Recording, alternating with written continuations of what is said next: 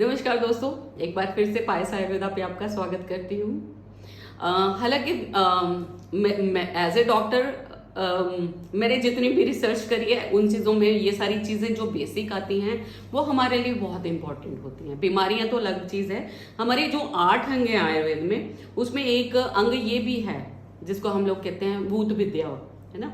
भूत विद्या, या हम लोग यहाँ पे कह देते हैं कि कोई भी चीजें भूत इसलिए भी कह देते हैं जिनका रीजन नहीं समझ आता। भूत है हमारे हिसाब से, भूत है पैथोजेंस जिनका रीजन नहीं हमें मतलब नेकेड आई से नहीं पता चलता। वो छुपे हमारे ये बैक्टीरिया वायरस भी हो सकते हैं जो हमें नहीं देखते नंगी आंखों से।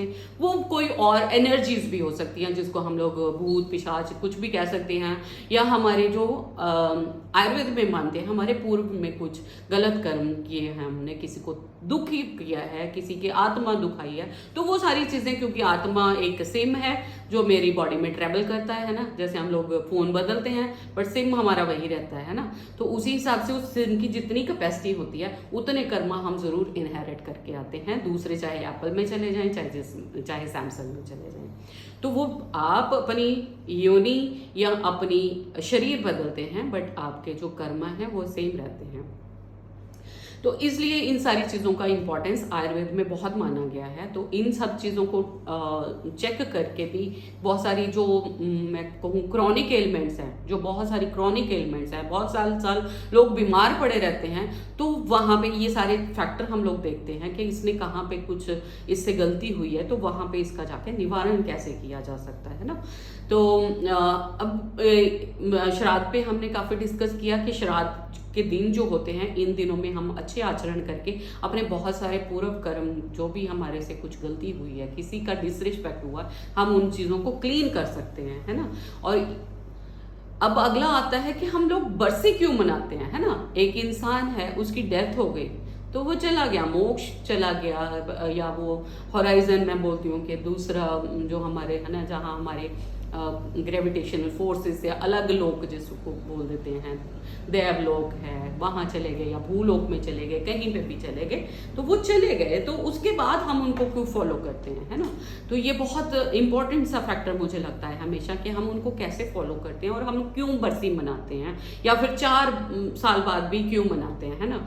तो यहाँ पे जो हमारे, हमेशा बोलती हूँ, हमारे ऋषि मुनि they were like most intelligent people, जो हर फ्रीक्वेंसी पे विजिट कर सकते थे हर चीज को। इवन के पेड़ पौधे, जो हमारे आयुर्वेद में पेड़ पौधों तक की उन्होंने गुण लक्षण जान लिए उस फ्रीक्वेंसी पे जाके, उसके टेस्ट से, उससे, हर चीज से, मतलब कि वो पेड़ पौधों से भी आप बात कर सकते हो। जैसे अभी भी आप लोग, बहुत लोग एविडेंट होंगे कि देखते हैं कि चिड़ियों से भी बात कर रहे हैं, कई लोग कौवे की भाषा समझ रहे हैं, बहुत सारे छोटे छोटे बच्चे हैं, उनमें वो क्या है, इनहेरिट होके आई हैं सारी चीज़ें ना, जो उनकी हम लोग सोचते हैं कि उसकी प्रैक्टिस होगी उसको, या बहुत उसको चीज़ की नॉलेज होगी, तो वो हमेशा वही सिम वाली बात आ जाती है कि सिम में वो सारी चीज़ें जो मेरी इतनी गुण हैं वो हमेशा रहते हैं, है ना।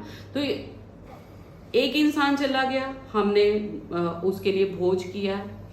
भोज में हम लोग क्या करते हैं, हम लोग सब प्रार्थना करते हैं। हम लोग जब मिलते हैं हम लोग ये बड़ा प्रार्थना जरूर करते हैं, दुख होता है उसके जाने का, पर हम ये प्रार्थना करते हैं हाथ जोड़ के कि वो जहाँ पे भी हो परमात्मा उसको अपने चरणों में निवास बख्शे। ये हम लोग हर बंदा प्रार्थना करता है जब उसको नतमस्तक होते हैं वो। तो ये जो प्रार्थना है ये उस इंसान के कुछ भी कर्म होते हैं उनको क्लियर करने में बहुत हेल्प करती है। तो जो हम लोग खाना खिलाते हैं वो एक तरीके से वो एक दान यज्ञ में आ जाता है, जिसको हम जितने लोगों को खिलाते हैं तो ऐसे कहते हैं कि उस इंसान के उतने ही कुछ अगर गलती उससे हुई है तो वो उसमें उसकी गलतियां माफ़ हो जाती हैं।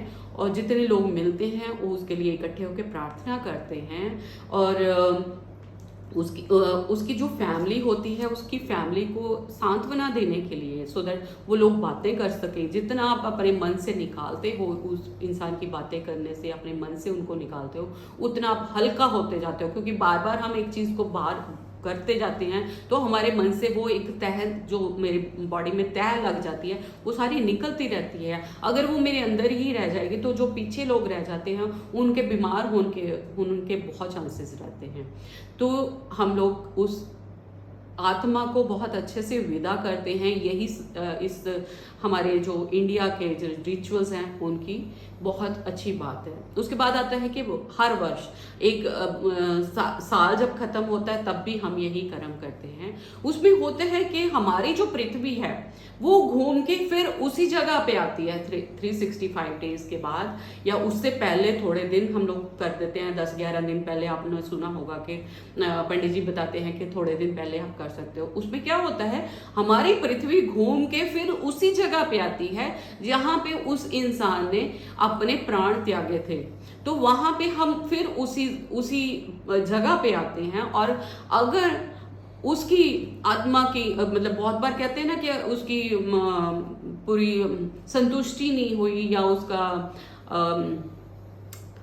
आत्मा का वो दूसरा जन्म नहीं हुआ और वो अभी उसका संतुष्टि नहीं होगी और वो यहीं पे हैं, तो हम लोग फिर उनके लिए प्रार्थना करते हैं, फिर लोगों को बुलाते हैं, फिर हम वही कर्म करते हैं। तो इस हिसाब से हमारे ऋषि मुनियों में इतने अच्छे संस्कार किए कि अगर किसी इंसान की नहीं भी गति होती तो भी हम उसके लिए अगेन एंड अगेन उसके लिए प्रार्थना करते हैं जब तक उसकी गति नहीं हो जाती।